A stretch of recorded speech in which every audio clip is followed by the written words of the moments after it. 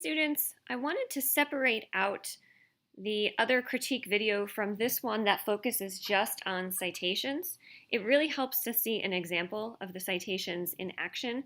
Um, Many of the articles or books or book chapters that you're reading and taking notes on, many of them probably use APA style like we are using in this class, but they might have another style. They might have Harvard or Chicago or MLA. So seeing this one as an APA example can be really helpful. The paper starts off really strong with accurate in-text citations. The in-text ones are the ones in the paragraphs at the end of these sentences.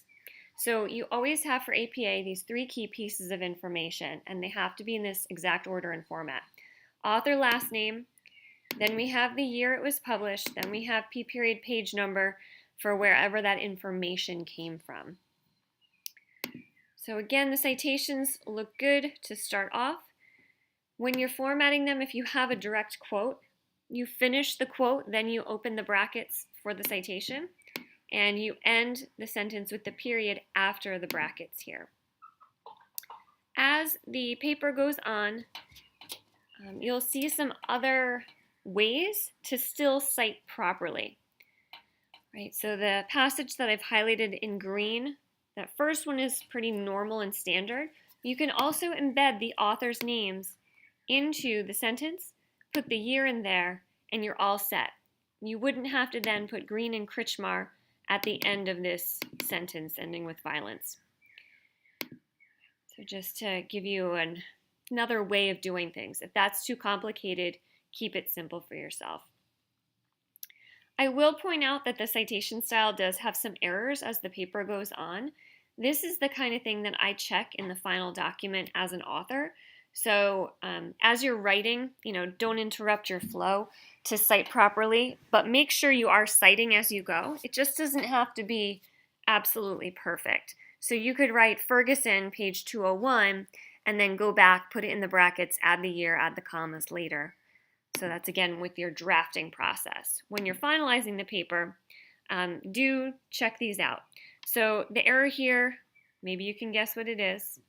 I'll give you a second. 3, 2, 1. Okay, so it's the period. It's in the wrong spot, and it should be just right over here. And you take it out, and that's where it goes. Boom, done. As we go along, we see that the author added some extra information. All right, so what's the additional piece here? It's the first initials of the authors. Is that something that could result in a failing grade? Absolutely not for this paper, right? So it's a small thing. Everything else is correct other than that. Right, so citing a little bit incorrectly is much better than not citing at all. Again, we see the initials brought in here, and they're just not needed. This one's missing a year. That's a slightly bigger issue. But again, cross-check this at the very end. Don't make that the big focus as you're drafting. All right, let's scroll down to the references page. This one looks really good. So you see all of the required information here, authors, first initials, the year of publication, the article title, then we have the journal title. And one of the missing pieces that I commonly see is this volume issue and inclusive page numbers. You can often find those at the top of the first page of the article or sometimes at the bottom of that first page. And if you can't find it, I would Google this article title and even throw in an author name just so the right thing comes up and then look for that information. You can see that Bobby has alphabetized by author last name. That's exactly what you should do. There is a small formatting error here, and that is with the indents. So the proper way to do things is to actually do what's called a hanging indent. And if you want to highlight your whole references page, then you're going to go up here to, I think of it as the paragraph button, but I don't know what it's really called. You're going to do line spacing options. And this may or may not work depending on the kind of way he did this, but let's see. So what the references page does is a hanging indent, and what it should do is keep the top line flush left, and the subsequent lines in the references entry should be indented. So let me see if that works with what Bobby has. Okay, so that's how it's supposed to look. It did flip it the way I wanted it to. Is that something that's going to make or break your paper in terms of the grade? Absolutely not.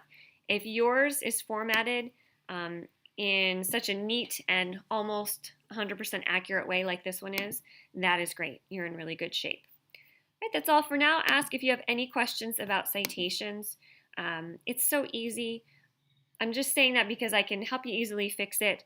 So don't let it stress you out. We'll work through whatever it is you're dealing with. And I did just notice that G comes after F. Again, not a big deal.